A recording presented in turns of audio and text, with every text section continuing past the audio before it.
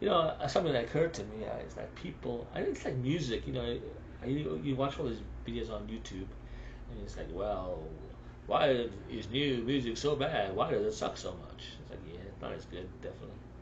I think a lot of it is with the arrangements. Like Taylor Swift, I think her songs would actually be better if she had better musical arrangements. She uses this kind of, she tries to sound like a dance song, like a 90. Yeah, okay, I get that Madonna did this kind of in the 80s because that was kind of the sound, the synth sound.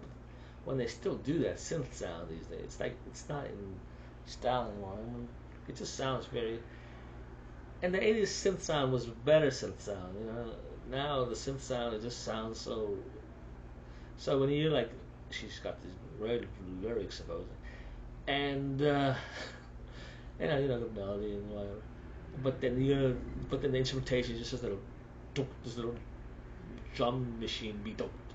It's like it just kind of cheapens it. It's like I like the early stuff because it was like real instruments. And there's a good, yeah, it'd be banjo and violin, but at least it's real and it's kind of feel and it kind of feel it better. I think that's one of the reasons why I think the newer music it's got crappy arrangements. You know what I mean? Like you listen to like songs like in the '70s. The arrangements are so great. They put the guitar like Queen. Like Queen is a perfect example of good arrangements. They put great arrangements. It's like even if you get bored with the song itself, you can still enjoy the beautiful guitar work or the piano working with and all this other stuff coming in, Brian May's guitar orchestrations and none of this stuff coming in at you. And praise the vocal harmonies and yeah. But I think that's one of the reasons. It's like the productions just they're not trying so hard to try to. I don't know. It's like this kind of less is more kind of approach, and which I hate. This is kind of you know. I would like listening to like Taylor like and go okay, it's not a bad song, but with a better arrangement, it could be such a better song. I don't know why the arrangements are so. Why are they doing these kind of sparse arrangements? I don't know. But I think, yeah, just. But now it's like they grade it on a curve. You know what I mean by grading on a curve? It's like everybody's not as good. Everything's not as good. So now you pick the best of the worst of the crap, and then make that like, whoa, that's the voice of our generation. Even though that sucks, but at least it's better than the rest of the crap. Like a different now it's a different level. It's like a low level of music, and yeah, it's valuableness. I don't know. That's how it seems like. I don't know. It's just like it's almost like the new kids just don't know how to write. It's like there's. I mean, they can write some lyrics. They can like write lyrics and put music together, and it sounds like a song, I guess. But it's not like enthralling, edge. Cutting edge. This is so great. This story is so great. I'm listening to the song because it sounds so great and everything is so great. There's none of that.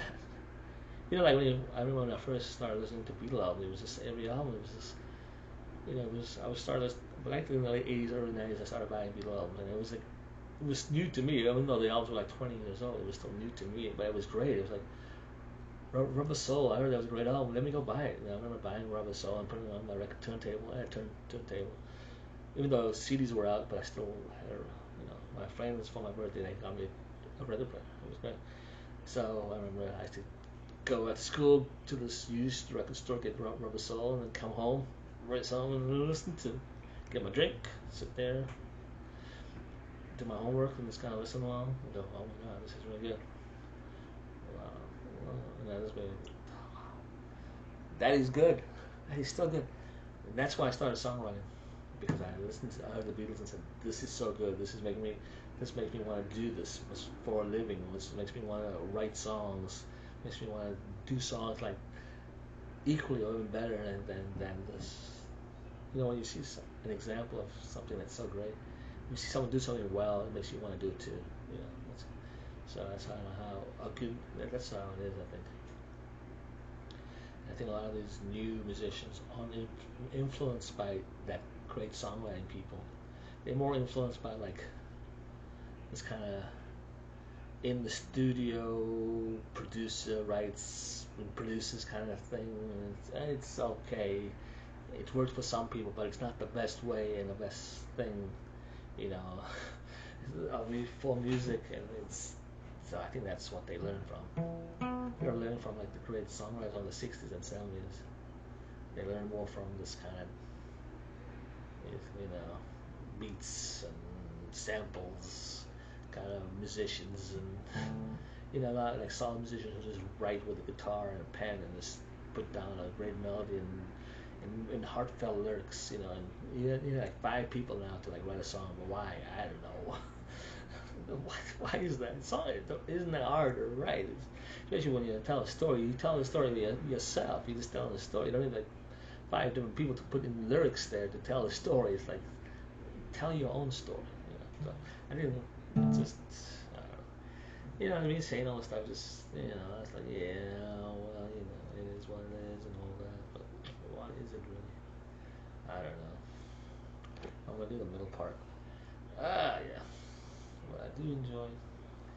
Yeah, it's kind of. I mean, even when I write a song, and I write the lyrics, it doesn't take me that long to write a full lyric. I just tell a story. I just feel a way about something, and I write some lyrics. And then there it is. It isn't like I need like five people just to write that. I was sitting on the toilet for like 10 minutes, and then I got the whole lyric. And then I'll, then I'll write some music for it. And then what is it, a melody, and then there it is. Sometimes I'll put in a bridge or a middle eighth. Sometimes I won't. Depends on how I feel, you know. Yeah, it's very interesting. I know I talk fast. I still talk fast because I can talk slow and talk very kind of legibly. But I choose not to because my mind works so fast. So it's like I don't know no one watching this because you people just don't want to be watching awesome stuff. You want to rather watch someone fail and be sucky. I don't know why people do that. They'll watch those viral vids where people just kind of stupid and they like do stupid stuff and then it ends up stupid. Why? Because I think people can relate to that. Or maybe they look at these people and go, well, at least I'm not as stupid as this guy. Maybe it makes them feel better about themselves. I don't know. I don't. I think it's something like that. You know what I mean? I think people, they watch what they like relate to. Like I relate to creative people. That's why I love creative people. That's why I love like Charles Dickens and Paul McCartney and John Lennon and I love all this and Gilbert and Sullivan and I love you know and Jerome Kern and you know Rodgers and Hammerstein and all. I love all these very creative people. Throughout history created. I like people who create things, because I can relate to that because I'm creative. So I guess we seek out things that are like ourselves. It's true.